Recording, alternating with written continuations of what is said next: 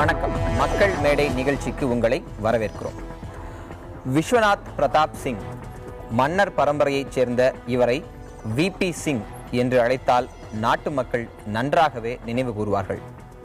பிற்படுத்தப்பட்ட மக்களுக்கான இடஒதுக்கீட்டை மண்டல் கமிஷனின் பரிந்துரைகளின்படி அமல்படுத்திய இவர் அதைத் தொடர்ந்து ஏற்பட்ட அமளியால் ஆட்சி அதிகாரத்தை இழந்து நின்றார். விபி சிங்கின் நினைவு தினமான இன்று இடஒதுக்கீடு குறித்து நாடு முழுவதும் எழுந்து வரக்கூடிய விவாதங்கள் ஒரு முக்கிய இடத்தை பிடித்திருக்கின்றன.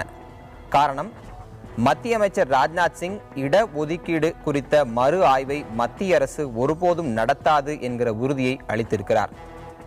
பாரதிய ஜனதாவின் தாய் அமைப்பான RSS உள்ளிட்ட அமைப்புகள் இடஒதுக்கீட்டை மறு ஆய்வு செய்ய வேண்டும் என்ற கோரிக்கை முன்வைத்து வரும் தருணத்தில் ராஜ்நாத் சிங்கின் இந்த பேச்சு எத்தகைய தாக்கத்தை ஏற்படுத்தும், எதன் எதிரொலி? ஏற்கனவே இருக்கக்கூடிய இடஒதுக்கீட்டை மறு ஆய்வு செய்ய வேண்டும் என்கிற கோரிக்கை ஒருபுறம் வரக்கூடிய சூழலில் தனியார் துறையிலும் இடஒதுக்கீடு வேண்டும் என்கிற கோரிக்கை வலுவாக எழுந்து நாடு முழுவதும் பிரச்சாரம் தொடங்கி இருக்கிறது. இப்படிப்பட்ட சூழலில் விபி சிங்கின் நினைவுகளோடு இடஒதுக்கீடு குறித்த இன்றைய இளைய தலைமுறையின் கருத்து என்ன என்பது குறித்து நாம் இன்றைய மக்கள் மேடை அமர்வில் விவாதிக்க இருக்கிறோம். நம்மோடு திராவிடர் விடுதலை கழகத்தைச் சேர்ந்த திரு விடுதலை ராஜேந்திரன், பாரதிய ஜனதா கட்சியைச் சேர்ந்த திரு நாராயணன், காங்கிரஸ் கட்சியைச் சேர்ந்த திரு இதயத்துல்லா மற்றும் தமிழ்நாடு பிராமணர் சங்கத்தைச் சேர்ந்த திரு தாம்பரம் நாராயணன். நிகழ்ச்சிக்குள் செல்லலாம். திரு விடுதலைராஜன், உங்களிடமிருந்தே ஆரம்பிக்கிறேன். விபி சிங் மண்டல் கமிஷன் பரிந்துரைகளை அமல்படுத்திய அந்த காலகட்டம், இப்போ இந்திரா காந்தி பீரியட்லேயே அந்த ரெக்கமெண்டேஷன்ஸ் கொடுக்கப்பட்டிருந்தாலும் விபி சிங் அதை அமல்படுத்த வேண்டிய ஒரு கட்டாயத்தை, காரணத்தை என்ன மாதிரியான சூழல் ஏற்படுத்தியிருந்தது? இன்றைக்கு விபி சிங்கை நினைவு கூறுங்கள் அப்படின்னு சொன்னா நீங்க அந்த சூழலோடு ஒப்பிட்டு எப்படி சொல்லுவீங்க? பிற்படுத்தப்பட்ட மக்களுக்கான இடஒதுக்கீடு மத்திய அரசாங்கத்தினுடைய பதவிகளில் இருக்க வேண்டும் என்பது நீண்ட நாட்களாக உள்ள கோரிக்கை. 1980ஆம் ஆண்டு அன்றைய காங்கிரஸ் ஆட்சியிடம் கொடுக்கப்பட்ட அந்த அறிக்கை 10 ஆண்டு காலம் நிறைவேற்றப்படாமல் கிடப்பில் போடப்பட்டு இருந்தது. இந்த 10 ஆண்டு காலம் இடைவெளியில் இந்த அறிக்கைக்கு உயிர் கொடுக்க வேண்டும் என்ற போராட்டங்கள் இந்தியா முழுவதும் நடந்தன. குறிப்பாக தமிழகத்தில் இதற்காக மிகப்பெரிய ஒரு இயக்கம் நடத்தப்பட்டது. அப்படிப்பட்ட ஒரு சூழ்நிலையில் மக்களுக்கு அதிகாரங்களை பகிர்ந்து அளிக்க வேண்டும் என்கின்ற அந்த முக்கியமான கோரிக்கையில் கை வைப்பதற்கு ஆட்சி பொறிபோய்விடும், அதிகாரத்தில் இருக்கிற ஆதிக்க சக்திகள் தம்மை வீழ்த்திவிடும் என்று அஞ்சிக் கொண்டிருந்த அந்த காலகட்டத்தில் இந்த சமூக நீதி கொள்கையை ஆட்சி பறிபோனாலும் பரவாயில்லை என்று துணிவோடு கொடுப்பதற்கு முன்வந்தவர் விபி சிங். எனவே கோடானு கோடி ஒடுக்கப்பட்ட மக்கள் நன்றி தெரிவிப்பதற்கு உரிய ஒரு தலைவர் விபி சிங் அவர்கள். சரி, முதல் கட்டமா விபி சிங் நினைவு கூறுதலை சொல்லிட்டு நான் அடுத்தடுத்த விவாதங்களுக்கு போறேன். விபி சிங்கை பத்தி நான் சில செய்தி அடுத்தடுத்த கட்டங்களை நான் உங்கள்ட்ட கேட்கிறேன். விபி சிங் தொடர்ந்து பேசுவோம். முதல் கட்ட கருத்துக்களை கேட்டுட்டு நான் வரேன். திரு நாராயணன், பாரதிய ஜனதா கட்சியினுடைய எதிர் முகாமில் இருந்தவர், ஆதரவு எதிர்னு மாறியான பயணங்கள்ல பாரதிய ஜனதாவுக்கு எதிராகவே செயல்பட வேண்டும் என்பதற்காக காங்கிரஸோடு ஒன்றிணைந்த ஒரு தலைவர். அவரை இந்த தருணத்துல நீங்க எப்படி நினைவு கூறுறீங்க? இன்றைக்கு ராஜ்நாத் சிங் நாங்க மறு ஆய்வு செய்ய மாட்டோம்னு சொல்றது விபி சிங்கினுடைய வெற்றி அப்படின்னு ஏன் பார்க்க கூடாது? இந்திரா காந்தி காலத்திலே கொடுக்கப்பட்டது என்று நீங்கள் துவங்கினீர்கள்.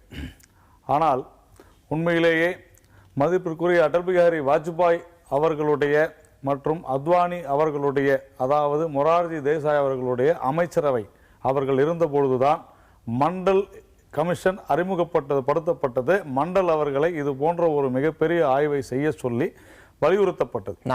தாக்கல் செய்யப்பட்டது தான் இந்திரா காந்தி அமைக்கப்பட்டதை சொல்ல, அறிக்கை தாக்கல் செய்யப்பட்ட தினத்தை நீங்க தாக்கல் செய்யப்பட்டதோட இதற்கு காரணம் யார் காரணங்களை நீங்க விளக்கலாம். ஆனா பொருள் என்ன பண்ணுனா தவறா சொன்ன மாதிரி பொருள் தவறா சொல்ல நீங்க சொன்னீங்க. அதற்கு முன்னாலே அது விஷயம் ஒன்று சொன்னேன். அப்போ இந்த மண்டல் என்பவரை பிந்தேஸ்வரி பிரசாத் மண்டல் ஜனதா கட்சியினுடைய முதல்வராக பீகாரிலே இருந்தவர். மொரார்ஜி தேசாய் அவர்களுடைய அமைச்சரவையில் இருந்த போதுதான் அவரை கூப்பிட்டு இந்த விஷயத்தை சொன்னார்கள். தொடர்ந்து அவர் இந்த மண்டல் கமிஷனுடைய அறிக்கைகளை தாக்கல் செய்தார், அதாவது கொடுத்தார், பரிந்துரைகளை கொடுத்தார். ஆனால் 10 வருடங்கள் காங்கிரஸ் கட்சி அதை கிடப்பிலே போட்டது. அதற்கு பிறகு மறுபடியும் அதே அடல் பிகாரி வாஜ்பாய், அத்வானி அவர்கள் இருந்த பாரதிய ஜனதா கட்சியினுடைய ஆதரவுடன் அமைந்த விபி சிங்கினுடைய அந்த அமைச்சரவையில் போதுதான் எல்லோரும் இணைந்து இந்த மண்டல் கமிஷன் என்பதை நாம் கண்டிப்பாக அமல்படுத்த வேண்டும் என்று மிக தெளிவான ஒரு விஷயம் சொன்னது, மிக தெளிவான ஒரு விஷயம். அதனால் இந்த மண்டல் கமிஷனை அமைத்ததற்கும் சரி, மண்டல் கமிஷனை அமலாக்கியதற்கும் சரி ஒரு மிகப்பெரிய ஒரு பங்கு இருக்கிறது என்று சொன்னால் அது விபி சிங் அவர்களுக்கும் உண்டு. பாரதிய ஜனதா கட்சியை சார்ந்த முக்கியமாக லால் கிருஷ்ண அத்வானி அவர்களுக்கும் உண்டு. ஆனா பின்னாட்ல விபி சிங் அரசு கவிழ்றதுக்கும் பாரதிய ஜனதா முக்கியமான காரணம். நீங்க கேட்டதுனாலதான் அதை நான் இப்ப சொல்றேன். முக்கியமான காரணம் அதுவும் இல்ல, நீங்க கேட்டீங்க. அதனால இப்படிப்பட்ட ஒரு தவறான புரிதல் மக்களிடையே உள்ளது. உங்களுக்கு என்னுடைய நன்றி, நீங்க அதை ஒரு வாய்ப்பு கொடுத்ததற்காக.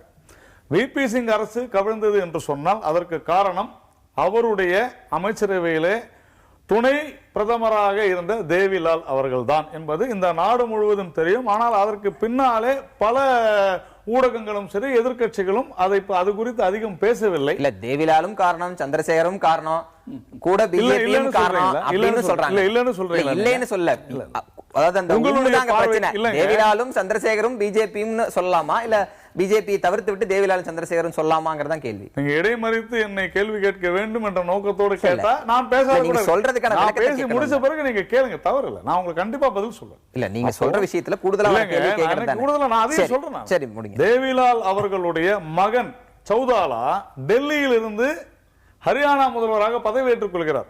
ஒரு மிகப்பெரிய குழப்பம் விபி சிங்கிற்கு வரும் பொழுது தேவிலால் ஒரு உயர் ஜாதி வகுப்பை சார்ந்த ஒரு மிகப்பெரிய அரசியல்வாதி அங்க.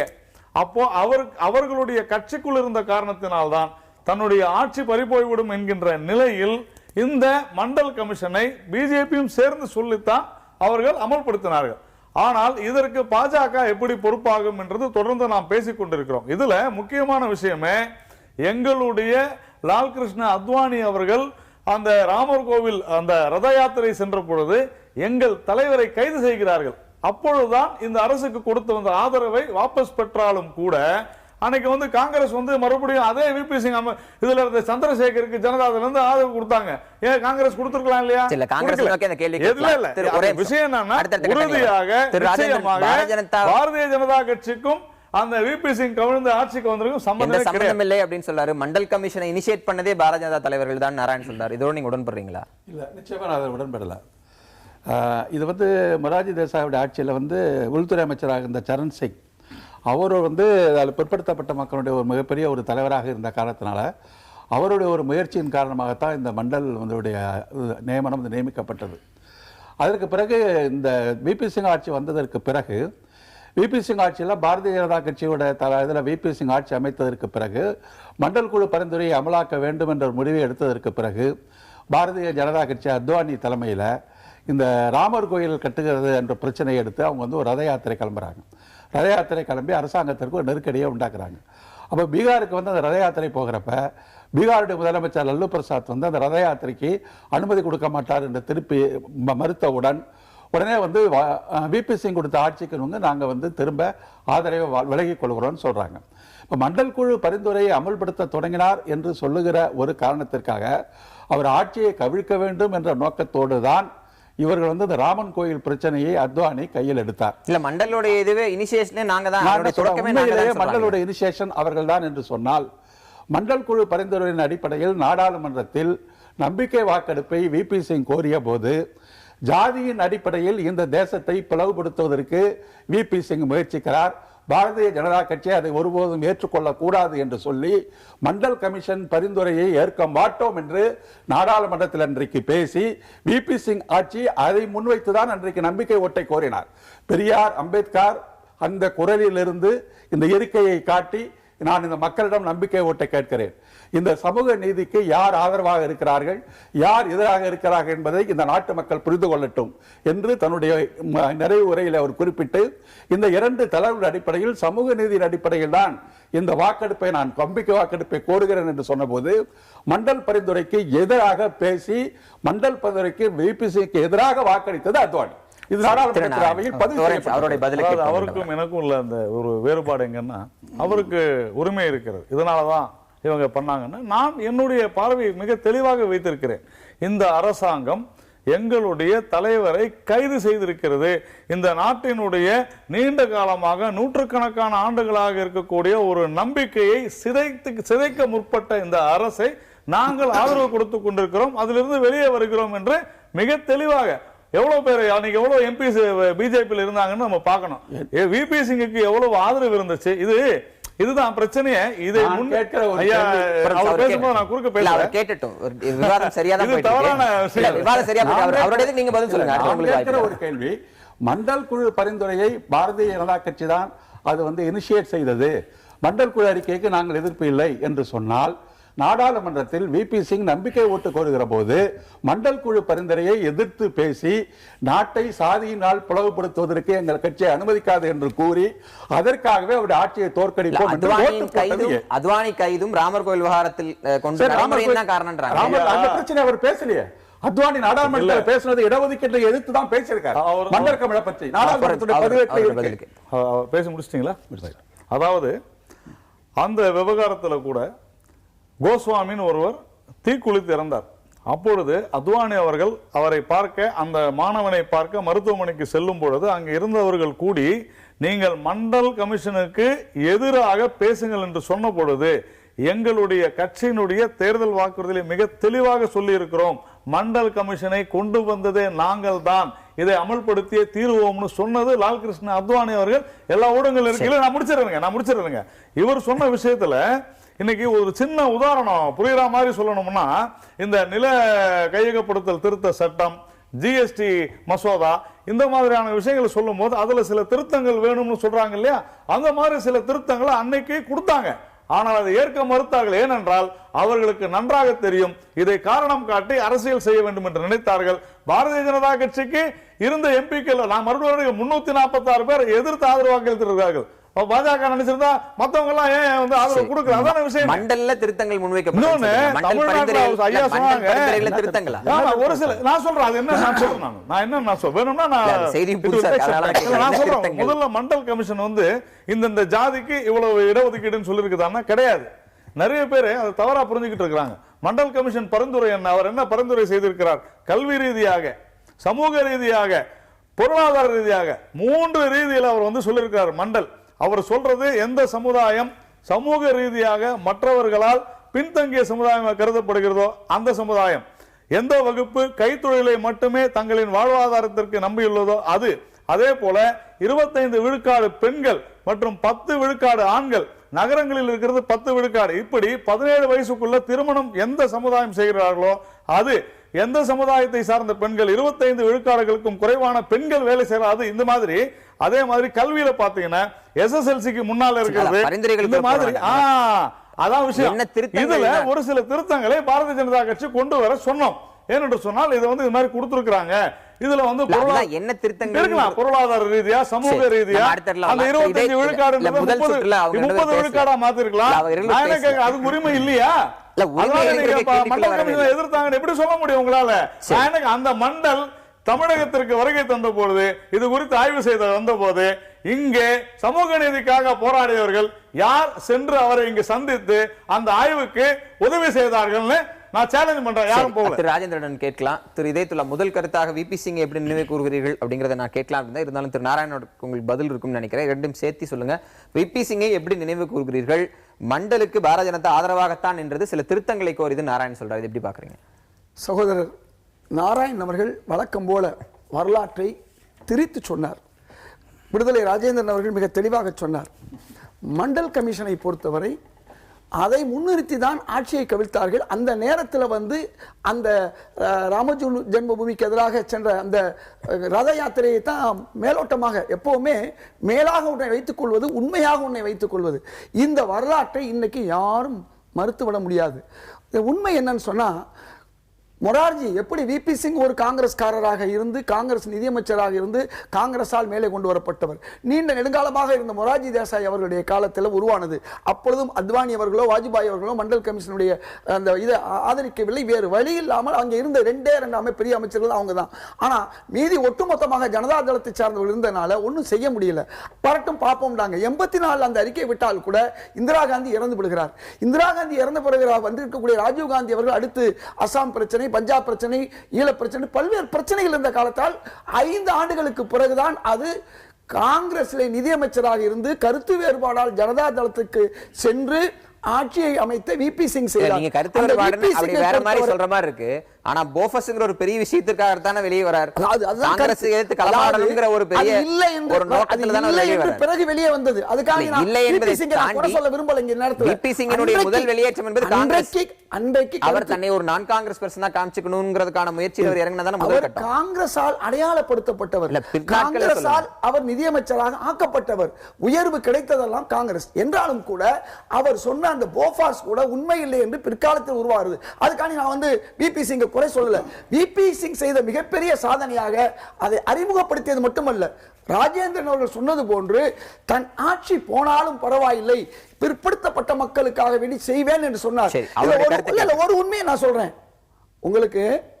இன்றைக்கு மதசார்பின்மை, செக்குலரிசம் என்று சொன்ன வார்த்தையை இந்திரா காந்தி ஒரு ஆபத்து வந்துவிடும் என்பதற்காக கொண்டு வந்தாங்கல்ல. ஏன் கொண்டு வந்தாங்கன்னு சொன்னா, அம்பேத்கர் வாழ்கின்ற காலத்திலே, ராஜேந்திர பிரசாத் வாழ்கின்ற காலத்திலே, நேரு வாழ்ந்த காலத்திலே இது கேள்விக்குறியாகவில்லை. எப்ப ஆகுதுன்னு சொன்னா, சட்ட திருத்தம் என்பது சட்ட திருத்தம், முதல் சட்ட திருத்தம் எப்ப வந்துச்சுன்னு சொன்னா, சோசியலிசத்திற்கு ஒரு இடி சுப்ரீம் கோர்ட் மூலமாக இடஒதுக்கீடு ரத்து செய்யப்படுகிறது. யார் மூலமாக? பிஜேபி உடைய முன்னோர்களில் ஒருவரான செண்பகம் துரைராஜன் அவர்கள் மூலமாக அவ்வளவு தூரம் போறக்கு கையில் இருக்க நீதிமன்றத்தை கையில் எடுத்தார்கள். நீங்க நாராயணன் கொடுத்து நான் கேட்க ஒரே ஒரு வார்த்தை சொல்லி முடிச்சுக்கிறேன். அதாவது என்னைக்கு மண்டல் கமிஷன் மட்டும் இவங்க எதுக்கல, ஏற்கனவே இடஒதுக்கீடு ரத்து ஆவதற்கும் இவர்கள் தான் காரணம். அரசியலமைப்பு சட்டத்தில் நாங்கள் எதிர்பார்த்தது இல்லை என்று கோல்வால்கர் சொன்னதும் நம்ம பேச வேண்டியது இருக்கு. அடுத்த கட்டத்தில் பேசலாம். நினைவு தினம் இன்றைக்கு. விபி சிங் அவர்கள் இந்திய அரசியல் வானியல் ஒரு தனித்தன்மைவான் தலைவராக விளங்கினார். ஒரு மிகப்பெரிய பணக்கார ஜமீன்தார் குடும்பத்தில் பிறந்து ராஜ குடும்பத்தை தத்தெடுக்கப்பட்டு ராஜ குடும்பத்து பெண்ணையை மணந்து ஒரு மிகப்பெரிய ஒரு வசதியான வாழ்வு, நல்ல படிப்பறிவு, அது மட்டும் இல்லாமல் கவிஞராகவும் ஒரு நல்ல ஆர்டிஸ்ட், வரைவு திறமையோடு இருந்த ஒரு பர்சனாலிட்டி உள்ள ஒரு மிகப்பெரிய தலைவர். அவரை இடஒதுக்கீட்டுக்கு மட்டும் மண்டல் கமிஷனுக்கு மட்டும் சொல்லுவதை நான் ஆட்சேபிக்கிறேன். அவர் இந்தியாவில் எப்படி சமூக நீதி முக்கியமோ அதே போல முக்கியம் ஊழல் ஒழிப்பு. அந்த ஊழல் ஒழிப்புக்கு ஆட்சியில் இருந்து கொண்டு அந்த ராணுவத்துறை ஊழலை வெளிக்கொண்டு வந்தார். போபஸ் பீரங்கி பல ஊழல் காரணமாக இருந்தார். அதற்காக பதவி நீக்கம் செய்யப்பட்டார் விபி சிங் அவர்கள். அவர் ஹியூமிலியேஷன் அதையெல்லாம் தாங்கிக் கொண்டு இந்த நாட்டு மக்களுக்கு செய்த ஒரு மிக பெரும் தலைவர் அவர். அவரை வெறும் மண்டல் கமிஷனோடு மட்டும் அவரை சேர்ப்பது மண்டல் கமிஷன் அவருடைய சாதனைகள்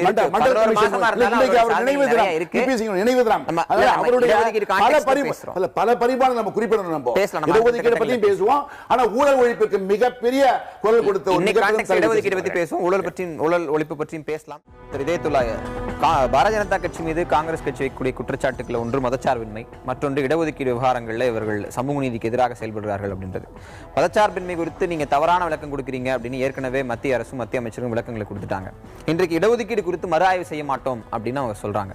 அப்ப அவர்கள் வேறொரு திசை வழியை நோக்கி நகர தொடங்கி விட்டார்கள். அப்ப காங்கிரசுக்கு பாரதிய ஜனதாக்கு எதிராக இருக்கிற அஜெண்டாக்கள் முடிந்து விட்டதுன்னு எடுத்துக்கலாமா? வேறு வழி இல்லாமல் இன்று அதை பற்றி பேச ஆரம்பித்திருக்கிறார்கள். எப்படின்னு சொன்னா, சமூக நீதி என்பது சோசலிசம், அதை எடுத்துட்டா இவர்களுக்கு இடஒதுக்கீடு எடுப்பது ரொம்ப எளிதா போயிடும். அதே மாதிரி செக்குலரிசம் விஷயத்திலையும் இன்னைக்கு வெறுப்பு அரசியல் பண்ணக்கூடிய இந்த நிலையிலும் அந்த வெறுப்பு அரசியல் பண்ணுவதற்கு செக்குலரிசம் அவர்கள் தடையா இருக்கு. இருந்தா கூட இந்த ரெண்டும் இருக்கும் போதே அவர்கள் இந்த அளவுக்கு அதில் எதிராக நடந்து கொண்டிருக்கிறார்கள். இப்ப நீங்க இடஒதுக்கீடு விஷயத்துல ஆரம்பத்தில் இருந்தே உங்களுக்கு நன்றாக தெரியும், கோல்வால்கர் என்ன சொன்னார்னா, அரசியலமைப்பு சட்டமே எங்கள் எண்ணத்துக்கு மாறாக இருக்கிறது என்று அவர் சொன்னார்.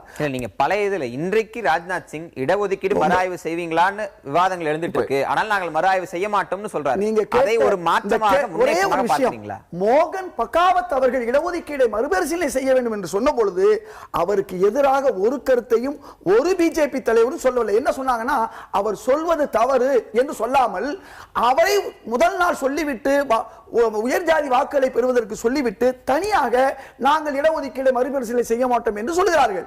இப்ப பிரச்சனை என்ன சொன்னா, அவர்களுடைய ஆர்எஸ்எஸ் உடைய அந்த தலைமைக்கு எதிராக சொல்லி இருந்தால் இன்னைக்கு நீங்க சொல்வது சரியா இருக்கும். உள்ளபடியே எங்களுடைய ஆர்எஸ்எஸ் உடைய தலைவர் மோகன் பகாவத் அப்படி சொல்லி இருக்க கூடாதுனால குறைஞ்சபட்சம் சொல்லி இருக்கலாம், அல்லது அவர் சொல்வது தவறுனாலும் சொல்லி இருக்கலாம். இப்படி எதுவுமே சொல்லாம பிற்படுத்தப்பட்டவர்கள் வாக்கு வாங்குவதற்கு இப்படி பேசுவதும், உயர் ஜாதி வாக்கு வாங்குவதற்கு அப்படி பேசுவதும் என்பது இந்த ரிட்டை நிலை என்பது அவர்களிடம் இருக்கிறது என்பதைத்தான் நாம் திரு நாராயணன், இடஒதுக்கீடு குறித்து மறு ஆய்வு செய்யுங்கிற பேச்சுக்கே இடமில்லை அப்படின்னு ராஜ்நாத் சிங் சொல்றார். இதை எப்படி புரிந்து கொள்வது? தனியார் துறை இடஒதுக்கீடு வேணுங்கிற கோரிக்கை எழுந்து வரக்கூடிய சூழலில் அதை அரசு பரிசீலிக்க தொடங்கிவிட்டதுன்னு எடுத்துக்கிறதா, இல்ல பீகார் தோல்வி தந்த பாடம் எடுத்துக்கிறதா? 2004 இந்தூர்ல நடந்த ஒரு மிகப்பெரிய பாரதிய ஜனதா கட்சியினுடைய ஒரு கூட்டத்தில் தனியார் துறையில இடஒதுக்கீடு வேணும் அப்படின்னு சொல்லி ஒரு மிகப்பெரிய தீர்மானம் போட்டு பாராளுமன்றத்திலே கூட அது குறித்து பேசிய முதல் கட்சி, முதல் நபர் பாரதிய ஜனதா கட்சியை சார்ந்தவர். அதை மன்மோகன் சிங் அவர்கள் வாக்குறுதி அளித்ததும் அதே பாராளுமன்றத்தில். ஆனால் 10 வருடங்கள் அவருடைய ஆட்சியில் அது செய்யல. இப்போ எல்லா துறையிலுமே இடஒதுக்கீடு தேவை என்பதில் மாற்று கருத்து இல்லை. ஆனால் யாருக்கு தேவை என்பதைத்தான் தொடர்ந்து நாம் பேசிக் கொண்டிருக்கிறோம். இது என்ன காரணம்னா, நான் ஏற்கனவே சொன்னது போல இப்போ ஐயா ஒரு சின்ன ஒரு வரி வேற ஒரு விஷயத்துக்குள்ள போயிட்டு வந்துடுறேன். ஐயா கோல்வால்கர் பத்தி எல்லாம் பேசினார், ரொம்ப நல்லா சொன்னார். ஜூன் மாதம் 27 நிறைய பழசுக்கு போயிரும்.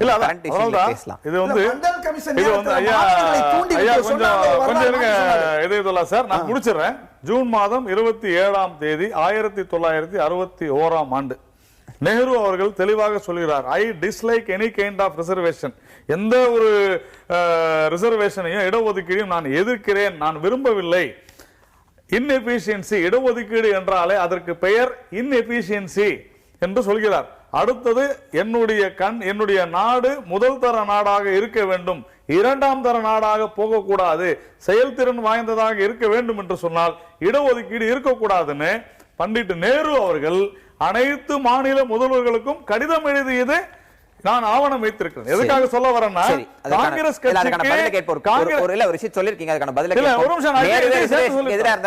அதாவது கிராமத்தில் சாதாரண சொல்லுவாங்க எங்க அப்பன் குதிரைக்குள்ள இல்லைன்னு. முதல் ராஜ்நாத் சிங் சொன்னதாக சொன்னதும் பிறகு இடஒதுக்கீடுக்கு எதிரான கருத்துக்களை அவர் சொன்னார் இவர் சொன்னார் என்று சொல்வதும், அதுவும் நேரு மீது. எந்த நேரு 1955 இடஒதுக்கீட்டுக்காக ஒரு சட்ட திருத்தத்தை கொண்டு வந்தாரோ அந்த நேரு அம்பேத்கர் போன்றவர்களை எல்லாம் தேவைப்படும் போது இழுத்துக்கூடுது. எந்த கான்டெக்ஸ்ட்ல சொல்வார் என்பதுதான் முக்கியம். இடஒதுக்கீடுக்கு எதிராக நேரு இருந்திருந்தால் முதல் சட்ட திருத்தத்தை அங்கே செய்திருக்க மாட்டார். ஒரு உண்மையை புரிந்து கொள்ளணும். மண்டல் கமிஷனுடைய நேரத்தில் மாணவர்களை தூண்டிவிட்டது அகில வித்யா பாரதி என்று அவருடைய மாணவர் அமைப்பு, அதற்கு தூபம் போட்டது பாரதிய ஜனதா. ஒட்டுமொத்தமாக மண்டல் கமிஷன் பற்றி எறியும் போது உயர்ஜாதி மாணவர்களை தூண்டிவிட்டு அவர்கள் மீது அடக்குமுறையை உருவாக்குவதற்கும் காரணமாக இருந்து பாரதிய ஜனதா என்ற வரலாறை வசதி அவர் மறுத்துட்டார். பேசலாமா? இப்போ நான் சொன்னது ஒரு சாதாரண ஸ்டேட்மெண்ட் இல்லை.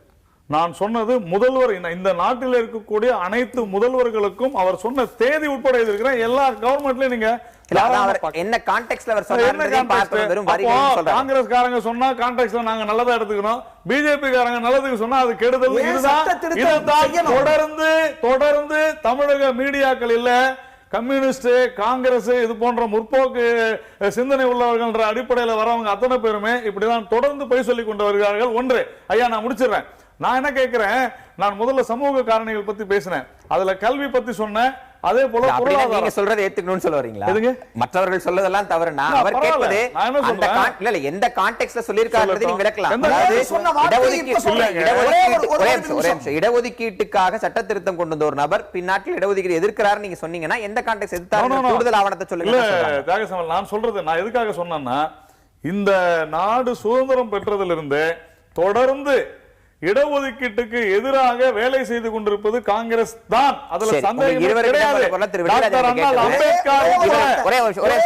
இவர்கள் இருவர் சொல்லக்கூடிய இந்த கான்டெக்ஸ்ட் எப்படி பார்க்கறீங்க? அம்பேத்கரை கூட ஒதுக்கி தள்ளி அவரை வரலாற்றில் இடஒதுக்கீட்டை எதிர்த்தவர்கள், ஆதரித்தவர்கள் அப்படின்னு நீங்க பிரித்தீங்கன்னா உங்க பார்வை என்ன? அது வரலாற்று ரீதியாக பார்க்கிற போது அந்த ஒரு ஜாதி அமைப்பு அப்படிங்கறத மாற்றி போடுவதற்கு தான் இடஒதுக்கீடுங்கிறது வந்துச்சு. அதாவது ஜாதியின் பெயரால் இழைக்கப்பட்ட அநீதிகளுக்கு, வரலாற்று காலம் தொட்டு இழைக்கப்பட்ட அநீதிகளுக்கு பரிகாரம் தேடுவதற்காக வந்த ஒரு நிவாரணி தான் இடஒதுக்கீடு அப்படிங்கிற ஒரு கொள்கை. இப்போ நீங்கள் வரலாற்று காலம் தொட்டு நீங்கள் பார்த்தீங்கன்னா, அரசியல் சட்டத்தில் அம்பேத்கர் அவர்கள் அரசியல் நிர்ணய சபையில் அவர் ஷெட்யூல்டு மக்களுக்கான இடஒதுக்கீட்டை அவர் உறுதி செய்திருக்கிறார். அதே நேரத்தில் பிற்படுத்தப்பட்ட மக்களுக்கான ஆணையம் அமைப்பதற்கான வாய்ப்புகளையும் அம்பேத்கர் தான் உறுதி செய்திருக்கிறார்.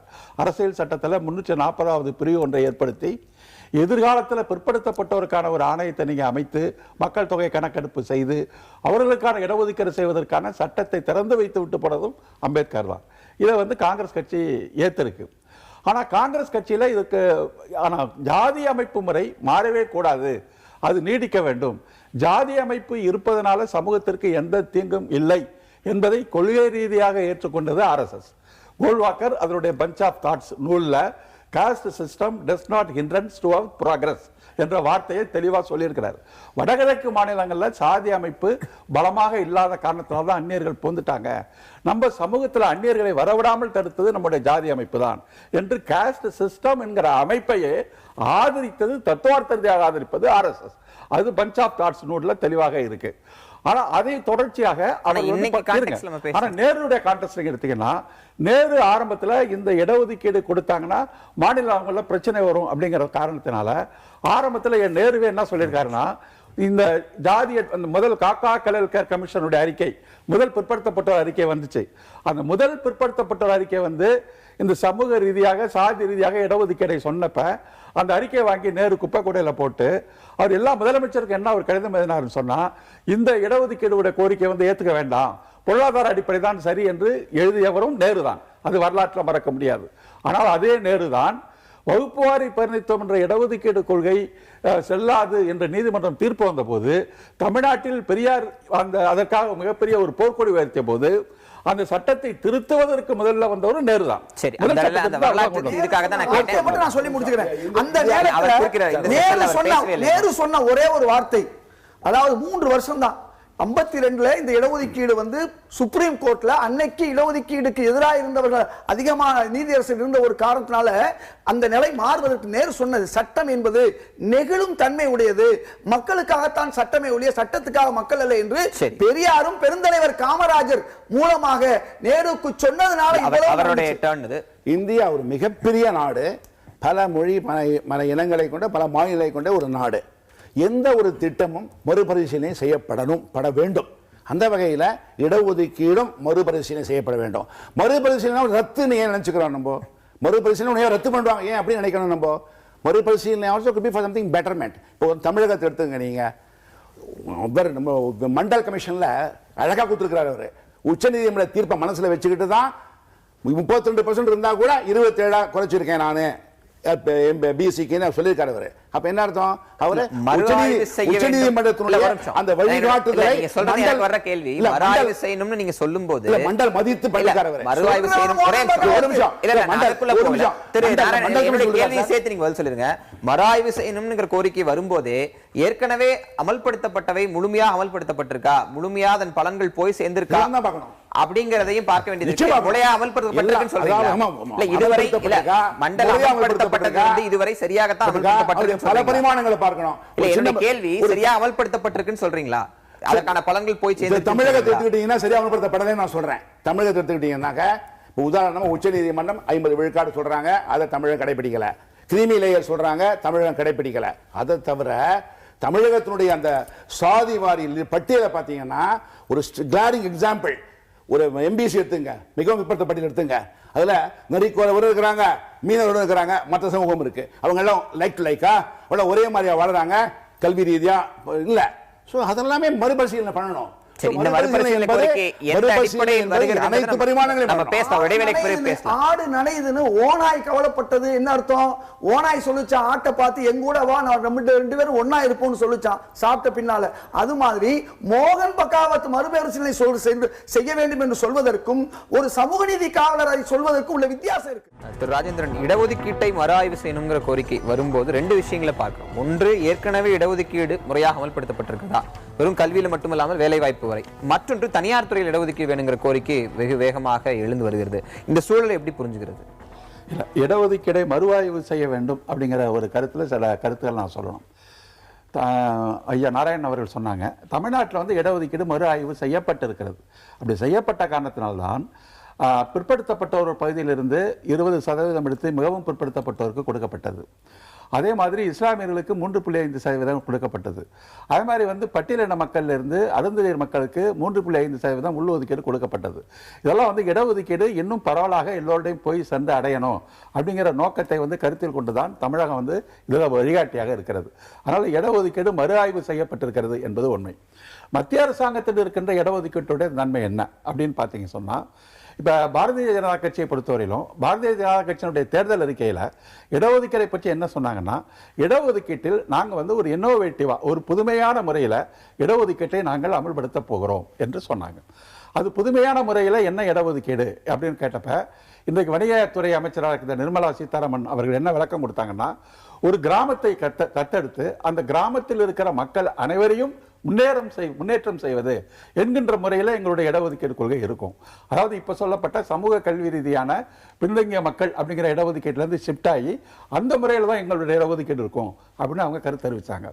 அதற்கு பிறகு உத்தரப்பிரதேசத்தில் பாரதிய ஜனதா கட்சிக்கு சேர்ந்த ஒரு நாடாளுமன்ற உறுப்பினர் அங்கே இருக்கிற ஷெட்யூல்டு காஸ்ட் மக்களுடைய வரலாறை பற்றி ஒரு புத்தகம் எழுதினார்.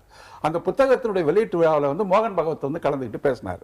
அப்போ அதில் அவர் பேசுகிறப்ப இடஒதுக்கீடு கொள்கைங்கிறது இன்னும் சிறிது காலத்திற்கு தேவைப்படுகிறது அப்படின்னு ஆதரித்து பேசினார்.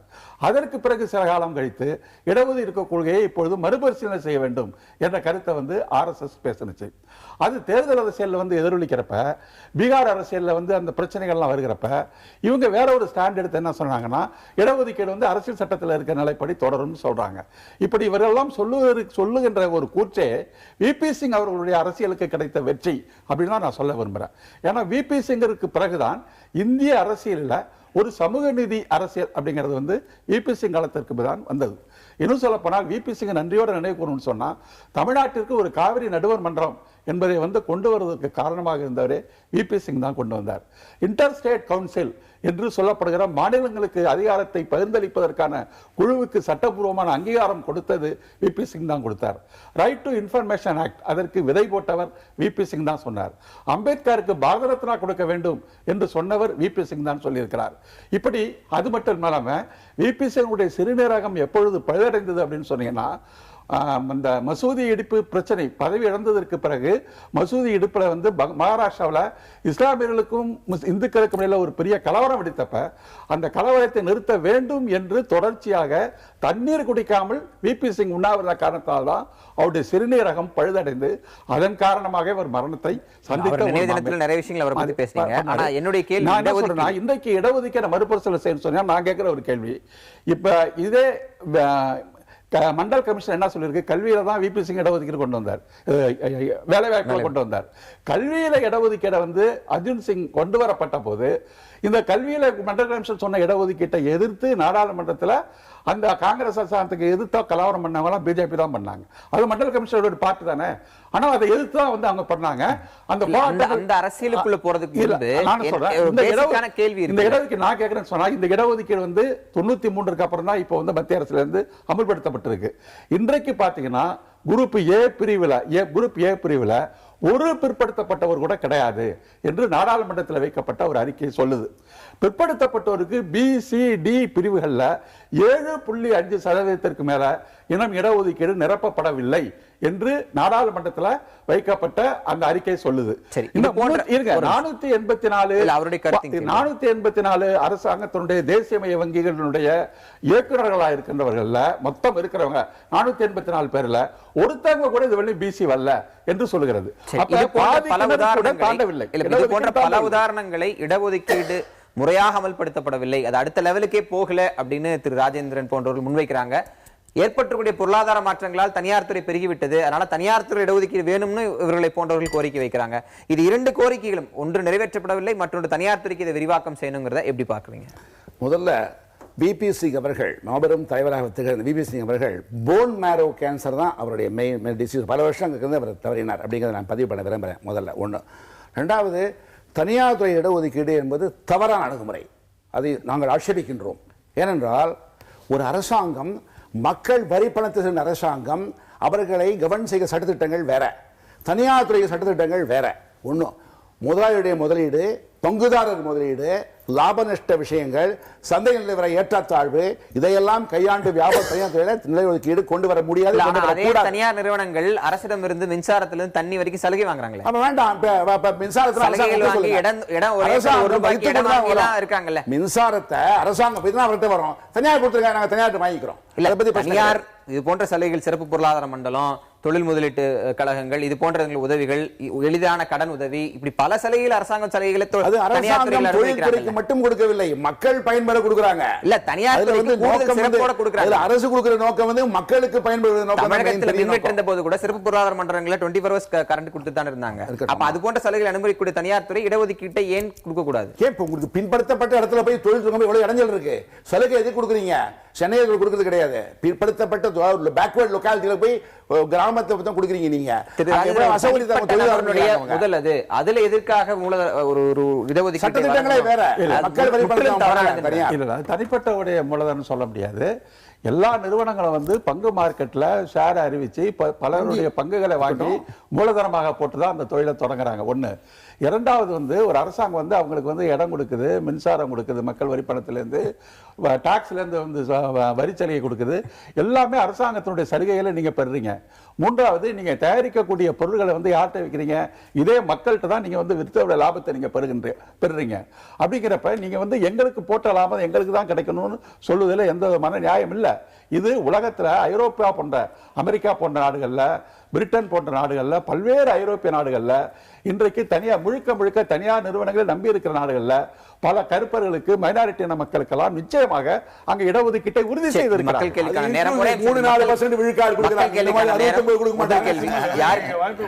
மக்கள் கேள்விக்கான அதோட நீங்க பதில் சொல்லுங்க. உங்களோட கேள்வி ராஜேந்திரன் ஐயாவுக்கு கேள்வி.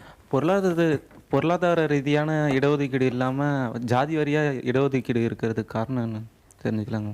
இல்லை, அதாவது சுருக்கமா நேரம் கடந்து போயிட்டு இருக்கோம். அடுத்த எல்லாரும் இது ரொம்ப அடிப்படையான ஒரு கேள்வி கேட்கிறார் தோழர். அதாவது பொருளாதாரத்தில் பின்தங்கிய காரணத்தினால இந்த நாட்டு மக்கள், நம்முடைய மக்கள் வந்து யாரும் படிக்காம போகல. நிறைய வசதி இருந்து ஊரில் வந்து மாடு வச்சு, டிராக்டர் வச்சுக்கிட்டு, நிலம் வச்சுக்கிட்டு இருந்தவங்க கூட கை நாட்டு பறவையாக தான் இருந்திருக்கிறான். என்ன காரணம் அப்படின்னு சொன்னீங்கன்னா, அதற்கு அடிப்படையான காரணமாக இருந்தது சாதி அப்படிங்கிறது ஒரு கேட்டகரி, கிரிட்டீரியா. அப்போ எல்லாரும் படிக்க முடியாமல், அதே சமயத்தில் வசதி குறைவாக இருந்த முன்னேறிய சாதியை சேர்ந்தவங்க 100க்கு 100 படிச்சிருந்தாங்க. நிறைய அளவுக்கு வசதி இருந்தும் உழைக்கின்ற மக்களாக இருக்கின்ற பெரும்பான்மை மக்கள் படிக்க முடியாமல் போனதுக்கு காரணம், நீண்ட காலமாக இந்த நாட்டில் மனு தர்மம் என்கிற ஒரு சட்டம் இருந்துச்சு. அந்த சட்டம் சூத்திரர்கள், பஞ்சமர்களை படிப்பதற்கு தடை போட்டது. அதன் காரணமாக இவங்க படிக்கக்கூடாத மக்களாக மாறினதுனால எந்த ஜாதியின் அடிப்படையில் இவங்க படிக்கக்கூடாத மக்களாக மாற்றப்பட்டாங்களோ அந்த ஜாதியின் அடிப்படையில் கைதூக்கி விடணும். ஒரு உதாரணம், ஒரு கிணத்துக்குள்ள பையன் விழுந்துட்டான், அவனை போய் காப்பாற்றுறது நம்ம கிணத்துக்குள்ள விழுந்தா தூக்கி விடுறோம். நீ ஏன்டா கிணத்துக்குள்ள போய் விழுதுன்னு கேட்க முடியாது. அப்ப ஜாதிங்கிற பள்ளத்தில் அந்த மக்கள் விழுந்ததுனால எந்த ஜாதியின் காரணமாக உனக்கு படிப்பு உரிமை மறுக்கப்பட்டதோ அந்த ஜாதியை கண்டுபிடிச்சு தூக்கி மனிதனாக்குவதற்குத்தான் நேரம் கடந்து போயிட்டு இருக்கோம். அடுத்த கேள்வி யாருக்கு? என்னுடைய கேள்வி வந்து பாரதிய ஜனதா கட்சியோட நிர்வாகிக்கு. அதாவது பொதுவாக வந்து உச்சநீதிமன்றத்தோட நீதிபதி ரங்கநாத் மிஸ்ரா அறிக்கையின்படி இந்தியாவில் உத்தரப்பிரதேச மாநிலத்தில் வந்து எந்த மாநிலமாக இருந்தாலும் சரி, சிறுபான்மையின மக்கள் ரொம்ப அடித்தட்டில் இருக்காங்க, அவங்களுக்கு இடஒதுக்கீடு வந்து அதிகரித்து தரணும். அது இஸ்லாமிய சமூகமாக இருந்தாலும் சரி, பிற்படுத்தப்பட்ட தலித் சமூகமாக இருந்தாலும் சரி, அவங்க ரொம்ப பொருளாதாரத்தில் இருக்காங்க, அவங்க ஒரு நாளைக்கு ரொம்ப குறைவான ஒரு காசுலாம் அவங்க வந்து ரொம்ப சாப்பிட்டுக்கிட்டு இருக்காங்க அப்படின்னு எல்லா அறிக்கையும் சொல்லுது. அப்படிங்கிறப்ப சிறுபான்மையின இடஒதுக்கீடு மட்டும், அது எந்த சமுதாயமாக இருந்தாலும் சரி, அவங்க இடஒதுக்கீடை மட்டும் ஏன் பாரதிய ஜனதா கட்சி கடுமையாக எதிர்க்குது? சரி, உங்களுடைய புரிஞ்சுக்கிட்டேன். இதுல SC ST, அதாவது ஆதி திராவிட மற்றும் பழங்குடியின மக்கள், இவர்களுக்கு நம்முடைய இந்திய அரசியல் சாசனத்திலே தெளிவா இடஒதுக்கீடு இருக்குது. அதை யாராலையும் எதுவுமே செய்ய முடியாது. அது ஆல்ரெடி இருக்கு. நீங்க கேட்ட ஒரு 2 கேள்விக்கு ஒரு பதில் அது. இரண்டாவது, இந்த சிறுபான்மை மக்களை பத்தி பேசினீங்க. டாக்டர் அண்ணா அம்பேத்கர் சொன்னது, மத ரீதியான இடஒதுக்கீடு இந்த நாட்டிற்கு பேராபத்தை உருவாக்கும் சொல்லியிருக்கிறார். ஆனால் அவங்களுக்கு இடஒதுக்கீடு இல்லையான்னு கேட்டா கண்டிப்பா மண்டல் அறிக்கையிலே, மண்டல் கமிஷன் பரிந்துரையிலே இடஒதுக்கீடு இருக்கிறது. அதுதான் தொடர்ந்து இப்ப ஐயா விடுதலை ராஜேந்திரன் பேசும்போது கூட சமூக கல்வி அப்படின்னு சொன்னார். ஆனா பொருளாதாரமும் சொல்லியிருக்கிறார் மண்டல். பொருளாதாரம் எப்படின்னா 25% ஒரு குடும்பம், அதாவது அந்த ஒரு ஊர்ல 100 பேர் இருக்கிறாங்கன்னா எந்த குடும்பம் 25% குடும்ப சொத்து இல்லைன்னு சொன்னாக்க அவங்க பிற்படுத்தப்பட்டவர்கள். தண்ணீர், ஒரு 2 கிலோமீட்டர் போய் தண்ணி எடுக்கணும்னா அவங்க பிற்படுத்தப்பட்டவர்கள். அதே போல ஒரு சரியான வீடு, தற்காலிக வீடு கூட இல்லைன்னா அவங்க பிற்படுத்தப்பட்டவர்கள். இப்படியெல்லாம் சமூக, கல்வி, பொருளாதார அடிப்படையில் சொல்லியிருக்கிறாங்க. 22 பாயிண்ட்ல 11 புள்ளி யாருக்கு கிடைக்குதோ அந்த சமுதாயம், அது இஸ்லாமியர்களாக இருந்தாலும் சரி, செட்டியாராக இருந்தாலும் சரி, கோனாராக இருந்தாலும் சரி, யாராக இருந்தாலும் சரி, இந்த அடிப்படை இதுதான் அளவுகோல். ஆனால் செம்மல் ஒரு நிமிஷம், செம்மல் கேட்டதுக்கு ஒரே ஒரு விஷயம் தான், சரியாக செயல்பட்டிருக்கிறார் என்று கேட்டால், மண்டல் அவர்கள் எதன் அடிப்படையில் இடஒதுக்கீடு கொடுக்கப்பட வேண்டும் என்று சொன்னாரோ அதை கண்டிப்பாக இந்த நாடு செய்ய தவறிவிட்டது. குறிப்பாக சொல்லணும்னா ஒரு 100 பேர் இருக்கிற சமுதாயத்துல 20 பேர் மீதி 80 பேருக்கு அது போய் சேரல. 1967க்கு முன்பு கேரளாவில் சிறுபான்மையினருக்கு இடஒதுக்கீடு கொடுக்கப்பட்டது. 1991 கர்நாடகாவில் கொடுக்கப்பட்டது. 2006 கலைஞர் ஆட்சியில் இருக்கும்போது முஸ்லிம்களுக்கு கொடுக்கப்பட்டது. அப்ப இந்தியா முழுக்கும் பல மாநிலம் கொடுக்கப்பட்டதுனால அது அரசியல் அமைப்பு சட்டத்துக்கு எதிராக சொல்றாரு.